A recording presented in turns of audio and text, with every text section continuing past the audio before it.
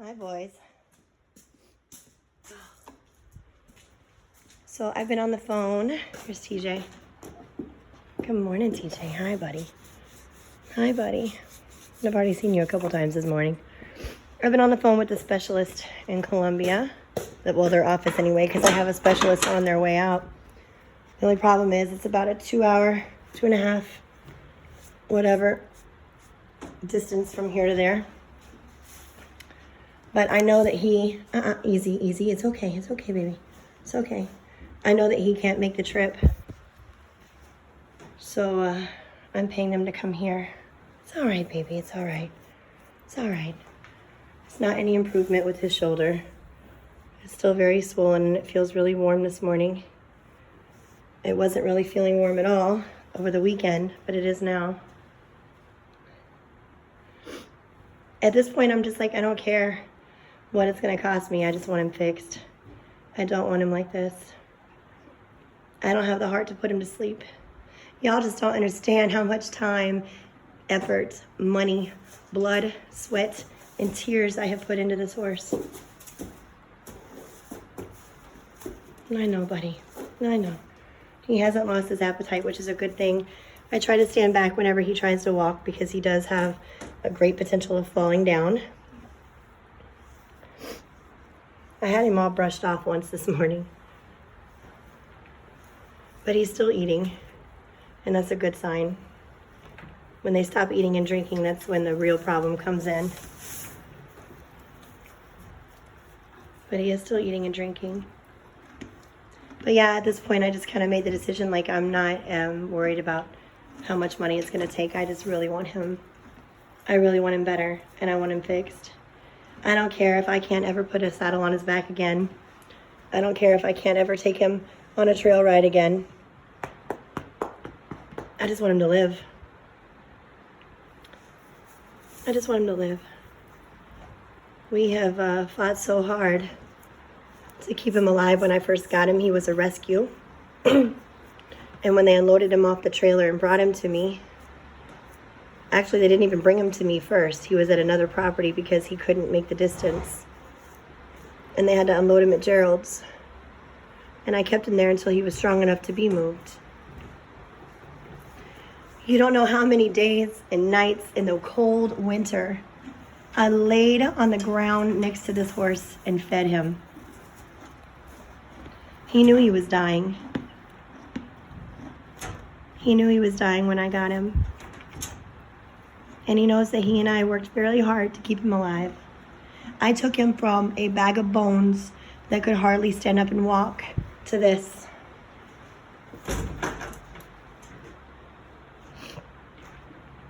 To this. This was a lot of blood, sweat, and tears. I've taken in a lot of rescue horses in my days, and he was by far the worst rescue I had ever had.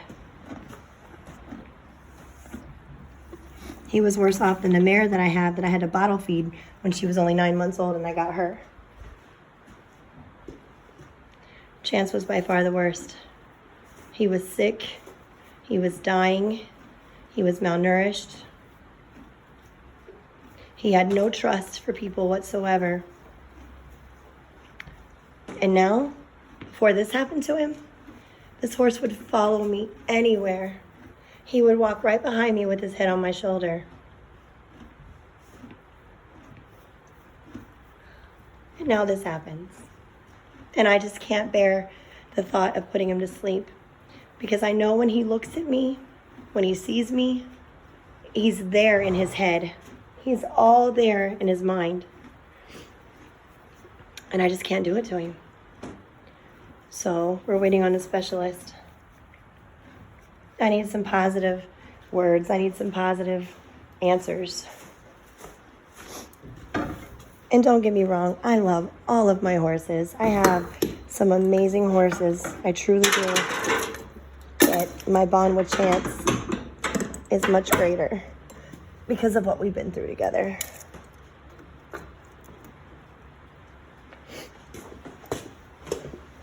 Come here, Jaguar.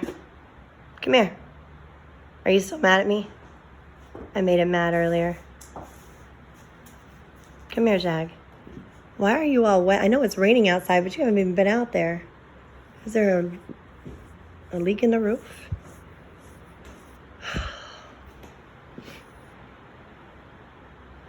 Good morning, Jag. Are you in a better mood? I know I made you mad earlier. I'm sorry, buddy. But you were not being a good boy. You were tearing stuff up in there. Jaguar is nothing like Chance at all. Jaguar is very ornery. He's very ornery. He's very mischievous. Chance is very laid back and docile. This one here, woo, this is a wild boy right here. He doesn't do too well with people, at least people that he doesn't know. He's definitely very aloof when it comes to strangers. And that's why I don't think I could ever get rid of this boy. He's stuck with me for life. You're stuck with me for life.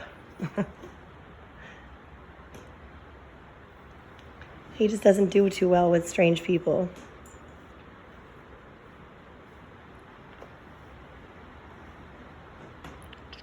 And he loves to assert his dominance.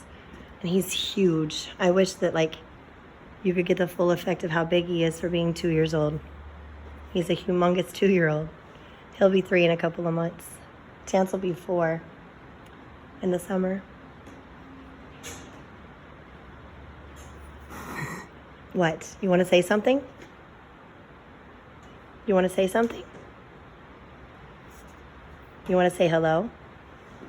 Do you want to say hello, Jag? No? Okay. So that's what I'm doing now. I'm just kind of hanging out, waiting on the specialist. TJ.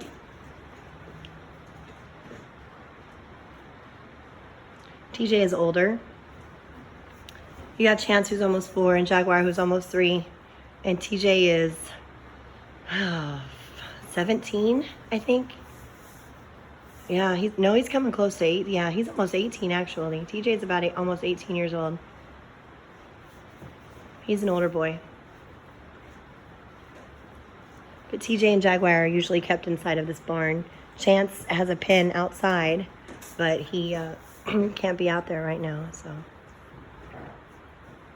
But hopefully we'll get some good news today. That's what I need to hear, something good.